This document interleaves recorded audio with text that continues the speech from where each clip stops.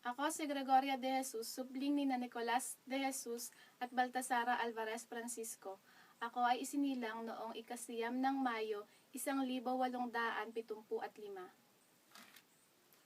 Noong Marso 1873, ako ay ikinasal kay Andres Bonifacio sa isang simbahang Katoliko sa Binondo.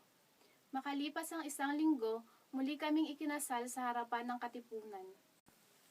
Sa gabi ng parehong araw, itinatag ang sangay ng kababaihan ng katipunan.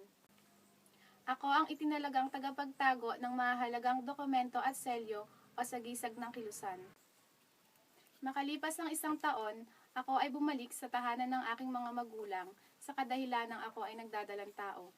Isinilang ko ang aming anak at pinangalanan itong Andres.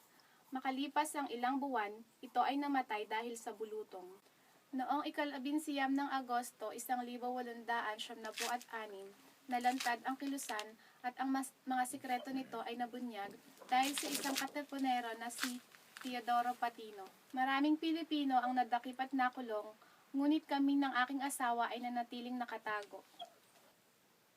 Ang mga natirang katipunero ay nagsama-sama at nagbalak na sugurin ang imbakan ng armas ng mga Espanyol. Naging matagumpay ang unang paglusog. Kasama ang 800 tao, nagdesisyon ang mga katipunero na magpatuloy sa Maynila, ngunit nagapi sila ng mga Espanyol. Marami ang namatay at nadakip. Noong ika-8 ng Mayo, 1877, nadakip ng mga tauhan ni Aguinaldo si Bonifacio at hinatulan ng kamatayan. Matapos mamatay ni Bonifacio, nakilala ko si Julio Napkil na aking naging pangalawang asawa. Kami ay ikinasal noong ika-10 ng Disyembre, 1878 sa Maynila, at kami ay nagkaroon ng 8 supling.